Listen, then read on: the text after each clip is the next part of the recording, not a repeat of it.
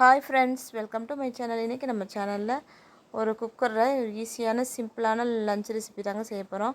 அதுக்கு என்னென்னா, ஒரு குக்கரில் எண்ணெய் ஊற்றி கொஞ்சம் நெய் சேர்த்து ரெண்டுமே கலந்து ஊற்றிருக்கேங்க.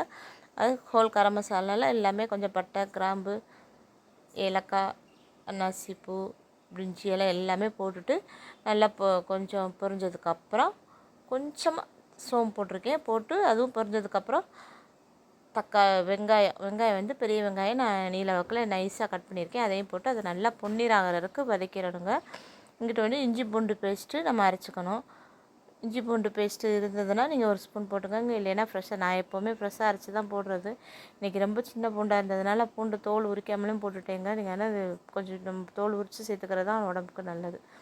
அதுக்கப்புறம் 4 தக்காளி எடுத்திருக்கேன். வெங்காயம் இஞ்சி பூண்டு பேஸ்ட் வதங்கினதுக்கப்புறம் அந்த 4 தக்காளியை மிக்சியில் போட்டு நான் அடிச்சுட்டு இதில் சேர்த்துக்கிறேன். இப்படி செஞ்சியே அப்படின்னா தக்காளி சாதம் அல்டிமேட்டாக இருக்குங்க.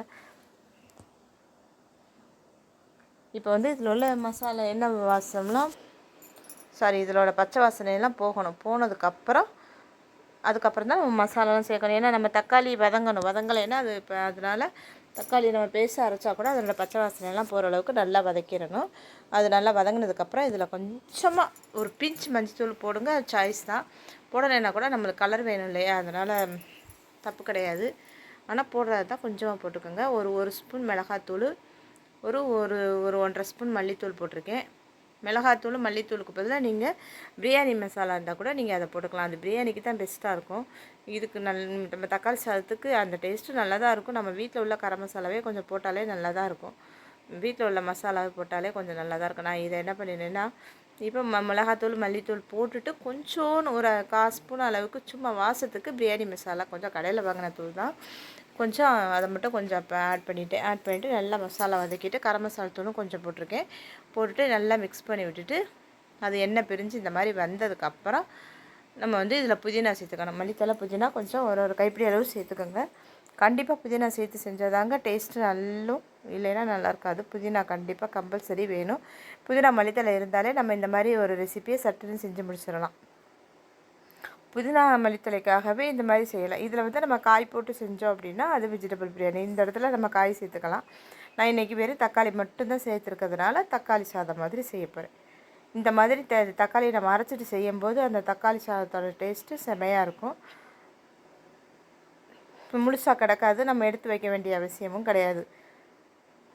எனக்கு மனசு கேட்கலங்க, அதனால் கொஞ்சம் மஞ்சத்தூள் போட்டேன். மஞ்சத்தூள் வந்து உடம்புக்கு ரொம்ப நல்லது, கிருமி நாசினியும் கூட. அதனால் மஞ்சத்தூள் கொஞ்சம் பரவாயில்ல, ரொம்ப கலர் கொஞ்சம் நல்ல சிவப்பு கலராக இல்லாமல் கொஞ்சம் கலர் கம்மியாக இருந்தால் பரவாயில்ல, நம்ம வீட்டில் செய்கிறதானேன்ட்டு கொஞ்சம் மஞ்சத்தூள் போட்டுட்டு நீங்கள் தேவையில்லைன்னா ஸ்கிப் பண்ணிக்கோங்க.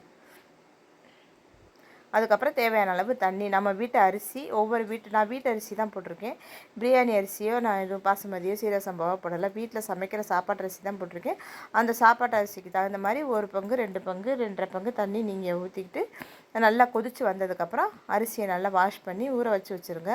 கண்டிப்பாக ஒரு 20 நிமிஷமாவது அரிசியை ஊற வச்சுட்டு போடுங்க. அப்போ தான் சாப்பாடு பொழுன்னு நல்லாயிருக்கும் உங்களுக்கு. உதிரியாக நம்மளுக்கு வேணும் இல்லையா, அதனால் நம்ம ஊற வச்சுட்டு போட்டோம்னா நல்லா. அதே மாதிரி ஊற வச்சுட்டு போட்டோம்னா அதில் உள்ள நிறைய கெமிக்கல்லாம் இருக்குது அப்படின்னு சொல்கிறாங்க. அதனால் ஊற வச்சு சமைக்கிறது ரொம்ப ரொம்ப நல்லது. இது எல்லாருக்கும் தெரிஞ்சிருக்கும். சரி, நம்ம தெரிஞ்சதை ஒரு டிப்பாக சொல்லிடலாமேன்னு சொல்லிட்டேன். அவ்வளோதாங்க. அரிசியும் போட்டு நல்லா கொதித்து வரட்டும். கொஞ்சம் நல்லா கொதித்து வந்ததுக்கப்புறம் குக்கரை விசில் போட்டு ஒரு விசில் வச்சுட்டு ஒரு 5 நிமிஷம் தம்மில் வைக்கணும். அவ்வளோதான். ஏன்னா நம்ம போட்ட உடனே மூடக்கூடாது. கொஞ்சம் நேரம் ஓப்பனில் வைக்காமல் மூடியே கொஞ்சம் கொதித்து வெந்து வரட்டும். கடைசியில் 1 ஸ்பூன் நெய்யும் சேர்த்துட்டு அந்த பக்கம் அது கொதிச்சுட்ருக்கு. இந்த பக்கம் வந்து அதுக்கு சைடிஷ் வேணும் இல்லையா, தயிர் பச்சடி வச்சுட்டு ஒரு உருளைக்கிழங்கு செய்யலாமேன்னு ஒரு கடாயில் எண்ணெய் ஊற்றி எண்ணெய் காய்ஞ்சது கொஞ்சம் சோம்பு மட்டும் போட்டிருக்கேன். போட்டு வெங்காயம் போட்டு நல்லா வதக்கிட்டு ஒரே ஒரு சின்ன தக்காளி, ரொம்ப சின்ன தக்காளி ஒன்று போட்டு அதையும் நல்லா வதக்கிட்டு, தக்காளி வெங்காயம் வதங்கிறதுக்கு கொஞ்சம் கல் உப்பு போட்டுட்டோம் அப்படின்னா நல்லா வதங்கிடும். நான் உருளைக்கிழங்கு வேக வச்சு எடுத்து வச்சுருக்கேன். வேக வச்ச உருளைக்கிழங்கை நம்ம கட் பண்ணி இதில் சேர்த்துக்கலாம்.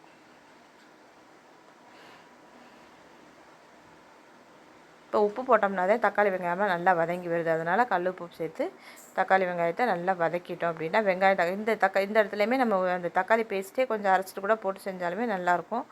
அதை எடுத்து வைக்கல, அதனால் இதில் ஒரு தக்காளி, சின்ன தக்காளியாக வெட்டி, பெரிய தக்காளியில் பாதி தான் போட்டிருக்கேன். சின்ன தக்காளி இருந்தால் 1 போட்டுக்கலாம். அவ்வளோதாங்க.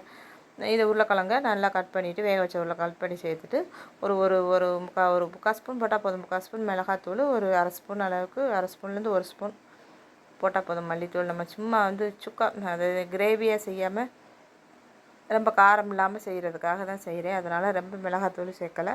மல்லித்தூள் வந்து நம்மளோட கிரேவி ஸ்ட்ரக்சருக்காக மல்லித்தூள் கொஞ்சம் சேர்ப்போம்.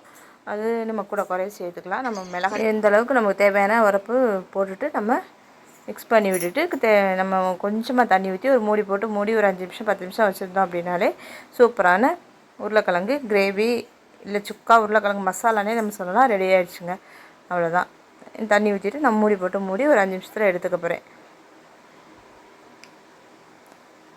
சூப்பரான டேஸ்ட்டில் உருளைக்கிழங்கு ரெடி ஆகிடுச்சு. இங்கிட்டு குக்கரை மூடியாச்சு. கரெக்டாக குக்கர் வந்து ஒரு விசில் வச்சுட்டு ஒரு 5 நிமிஷம் தம்மில் போட்டோம் அப்படின்னா குக்கரை விசில் வந்துடுங்க. ஒரு விசில் ஒரு விசில் வச்சுட்டு ஒரு விசில் வச்சுட்டு 5 நிமிஷம் தம்மில் போட்டுட்டு நம்ம அடுப்பை ஆஃப் பண்ணிடணும். 5 நிமிஷம் சிம்மில் வச்சுட்டு, அதுதான் நம்மளுக்கு பார்த்தா நம்மளுக்கு சாதம் உதிரி உதிரியாக வந்துடும். எடுத்து பார்த்தீங்கன்னா இந்த மாதிரி நல்லா சூப்பராக இருக்குங்க. உதிரி உதிரியாக இருந்தது. உருளைக்கிழங்கு ரெடி ஆகிடுச்சு. தயிர் பச்சடி வச்சு சாப்பிட்டாச்சுங்க. சூப்பரான சாப்பாடு, சிம்பிளான சாப்பாடு. வெங்காயம் தக்காளி மட்டும்தான் நம்ம கட் பண்ணுற வேலை. சூப்பராக உதிரி உதிரியாக வந்துருந்ததுங்க. தக்காளி சாதம் உதிரியாக இல்லாமல் கொஞ்சம் குலைவாக இருந்தாலுமே நல்லாயிருக்கும். ஆனால் நம்மளுக்கு இன்றைக்கி சாப்பாடு நல்லா வந்துருந்துச்சு. வாங்க சாப்பிடலாம். தேங்க்யூ.